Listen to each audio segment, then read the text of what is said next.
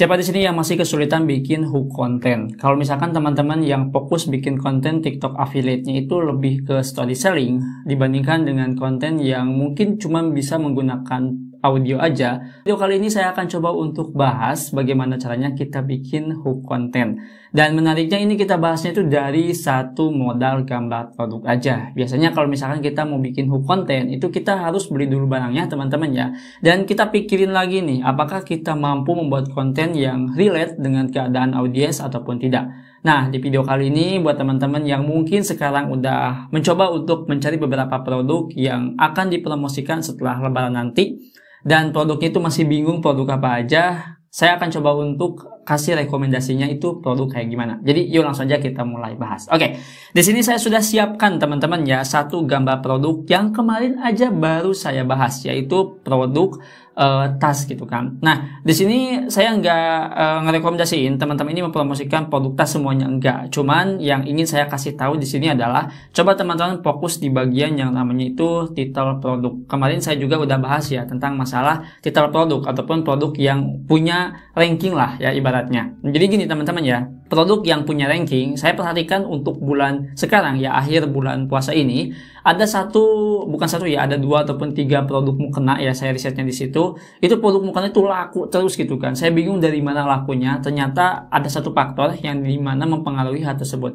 Jadi gini, kalau misalkan ada afiliator yang mempromosikan produk tersebut, anggaplah afiliator itu afiliator gede teman-teman ya, dia promosikan produknya itu lagi sedang trending ataupun kayak gini ya, penjualan terbaik. Nah, afiliator yang lain itu akan melihat ya, akan kayak semacam belajar lah dari afiliator gede gimana dia itu live-nya, gimana dia itu bikin kontennya, dan dia juga akan memperhatikan produknya. Ketika afiliator yang mungkin baru mulai ataupun afiliator yang masih stuck nyari produk, dia akan mengikuti produk yang dipromosikan oleh afiliator gede, salah satunya yang punya label seperti ini, dan akhirnya afiliator itu mengikuti step by stepnya, dan dari situ teman-teman ya beberapa afiliator juga mengikuti cara-caranya, dan itu yang saya temui selama 1 bulan ini ketika saya riset produk. Nah, jadi di sini saya akan coba untuk jelaskan. Ada beberapa poin di sini yang bisa kalian lihat untuk bikin hook kontennya, cuman modal gambar doang. Jadi sebelum teman-teman membeli barangnya, coba perhatikan dulu produk yang ingin dipromosikan. Anggap kita ingin mempromosikan produk ini. Kira-kiranya nih, kalau misalkan kita mempromosikan produk ini, bikin hook kontennya gimana gitu kan, biar bisa relate. Tujuan untuk bikin hook konten kan biar relate ya sama audiens. Kalau misalkan gak relate kan itu sulit teman-teman ya. Nah, kita akan ambil dari kelima unsur. Yang pertama masalah produk, fungsional produk ataupun fungsi produk, atau bisa kita bilang itu solusi produk. Yang bawahnya ini adalah titel produk. Kalau misalkan teman-teman ngincer produk yang ada rankingnya, dan di sini ada testimonial ulasan, dan terakhir di sini ada call to action. Dan di sini saya sudah siapkan teman-teman ya skripnya itu kayak gimana gitu kan, per strukturnya lah, biar teman-teman itu bisa paham. Jadi di sini kalau misalkan kita lihat kan, kurang lebihnya itu seperti ini untuk skripnya. Jadi di sini bisa teman-teman bayangkan dulu untuk produk yang sudah teman-teman masukkan ke dalam showcase gitu kan. Antara mau dibeli sekarang, dibeli besok ataupun dibeli minggu depan, kira-kiranya produk ini tuh relate nggak sih sama audiens gitu kan? Bakalan dibutuhkan nggak? Saya yakin kalau misalkan orang yang mungkin terbilangnya adalah orang yang paham tentang produk gitu kan, apalagi yang usia targetnya itu usia 20 sampai 30, itu nggak semua orang membeli barang yang aneh, ataupun gak semua orang membeli barang yang dia tidak perlukan terus dibeli. Pasti dia itu mencari barang yang sesuai kebutuhannya. Salah satunya itu adalah waist bag ini teman-teman, ataupun tas lempang ini yang dimana dibutuhkan bagi saya sebagai pria. Kalau misalkan saya sering jalan-jalan, saya sering belanja gitu kan, apalagi kalau misalkan di dalam kantong sakunya itu bukan cuma HP doang, ada kayak semacam kunci, dompet, dan yang lainnya. Itu udah pasti ribet kalau misalkan disimpan di kantong celana ya, kayak nggak enak aja lah teman-teman ya. Pasti kalian juga sering ngalamin kayak gitu. Nah, di sini untuk skrip yang pertama di bagian masalah produk, saya bikin skrip seperti ini. Pengalaman saya kalau belanja, nongkrong bareng teman, atau jalan-jalan paling ribetnya itu kalau barang penting seperti dompet, kunci, nggak ada tempat khusus buat nyimpennya. Kadang-kadang lupa nggak kebawa. Ini relate nih, kalau misalkan kita lihat dari segi keadaan ataupun masalah. Apalagi yang sering pelupa. Bayangkan kita udah pergi nongkrong, kita udah pergi belanja, tapi dompet nggak kebawa. Itu gimana tuh? Coba teman-temannya. Itu kan jadi sebuah masalah. Nah, makanya kita perlu yang namanya itu semacam tempat penyimpanan yang praktis gitu kan, yang fungsional lah intinya. Jadi gampang buat bawanya dan gak ribet juga teman-teman ya. Kalau misalkan bawa tas itu kan kayak yang gak masuk akal, bawa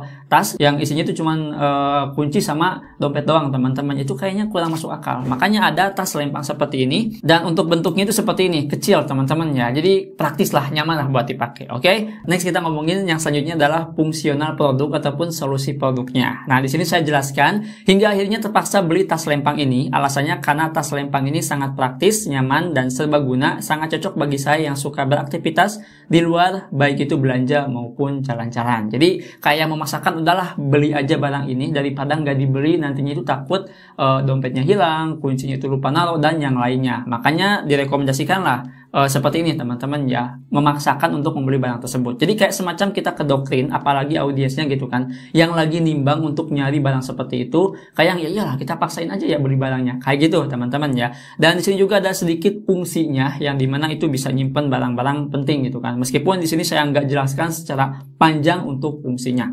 Nah, terus di poin yang ketiga di sini adalah titel produk. Di sini lanjutannya, kualitas ini premium dan isinya bukan cuma tas selempang aja, melainkan ada dompet juga. Gak heran kalau produk ini paling laris. Jadi saya ambilnya itu dari yang pertama titel sekaligus judul ya. Jadi kayak semacam penambahan lah untuk judul teman-teman ya. Dan benar saja untuk judulnya ini adalah judul produk yang dibundling, yang dimana di sini bukan cuma tas selempang aja, tapi bakalan dapat dompetnya. Ya seperti ini teman-teman tuh ya. Terus di sini untuk yang keempatnya di bagian testimoni, harusnya ke testimoni dulu ya, tapi nggak apa-apa. Nah, yang keempat di sini adalah, dan alasan lainnya saya memilih produk ini karena produknya sudah terjual ribuan dan banyak orang yang nggak nyesel beli tas selempang paket bundling ini. Nah, testimoni ini adalah salah satu ajakan yang paling berpengaruh banget. Kalau misalkan nggak ada testimoni, orang-orang itu nggak bakalan percaya teman-teman ya. Sebagai contohnya, kita cuma menampilkan satu produk aja tanpa ada penjelasan gitu kan, tanpa ada yang tester di produk itu, maka orang nggak bakalan beli teman-teman ya. Karena dilihat dari yang namanya itu testimoni sudah terjual 10.000, maka orang itu bakalan yakin dan dia itu bakalan beli. Nah, di bagian testimoni kalian bisa tampilkan gambar produknya dan kalian bisa arahkan ke bagian yang namanya itu ulasannya. Dan ini produknya itu 4.9. Itu bisa ditambahkan teman-teman ya. Jadi untuk elemen-elemen di sini tuh bisa kalian masukkan ke dalam hook kontennya. Kurang lebihnya itu seperti itu ya. Dan terakhir ada call to action. Buat kalian yang punya pengalaman yang sama seperti saya, coba deh produk ini asli, praktis dan jadi solusi yang tepat mumpung harganya itu masih murah. Ya, di harga 179 ribuan kita anggap sebagai harga murah teman-teman ya.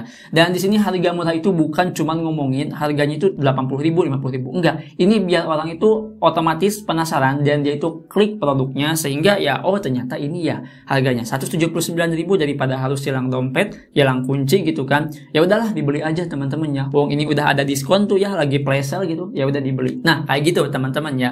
Jadi seperti itu caranya bikin hook konten dari cuman modal gambar doang. Pada intinya kita manfaatkan beberapa elemen ataupun beberapa fitur yang ada di gambar ini. Seperti contohnya gambar produk, yang keduanya flash sale. Di sini juga ada kayak semacam gratis ongkir, cashback dan yang lainnya. Ada harga, ada judul juga, ada ulasan, dan di sini juga ada produk yang bermutu. Kenapa saya nggak ambil semuanya? Karena saya pernah ngalamin yang dimana saya mengambil satu fitur itu langsung kena pelanggaran. Nanti di next video kita akan coba untuk bahas pelanggaran itu kayak gimana. Pokoknya di sini teman-teman silakan yang udah masukin beberapa produk di showcase akun affiliate-nya itu dicek terlebih dahulu gitu kan.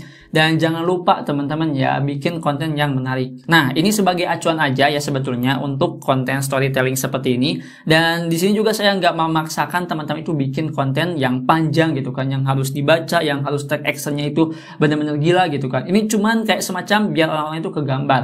Ya daripada cuman kita menampilkan produknya aja nggak dipakai, jadi orang itu kayak gimana gitu kalau nggak dipakai itu kayak nggak kegambar aja ya, kayak gitu teman-teman ya. Oke. Dan kalau misalkan kita bikin konten storytelling ini itu ada nilai plusnya juga. Apa nilai plusnya? Yang dimana kita mau ngiklan di TikTok Ads. Biasanya kalau misalkan kita ngiklan di TikTok Ads itu harus benar-benar yang gimana ya teman-teman, bahasanya itu harus meyakinkan lah. Makanya kita bikin konten storytelling seperti ini ya. Jadi itu saja mungkin di video kali ini, simple sebetulnya, cuma pembahasan masalah skrip konten doang. Ini buat teman-teman yang mau coba silahkan ya. Untuk strukturnya kayak gini, dan strukturnya ini bisa kalian ubah lagi. Tapi di sini kita ngomongin satu gambar ya, dari model satu gambar aja. Oke, itu saja mungkin. Kalau misalkan ada pertanyaan, tulis saja di kolom komentar. Sampai jumpa di video selanjutnya dengan saya Adang. Wassalamualaikum warahmatullahi wabarakatuh.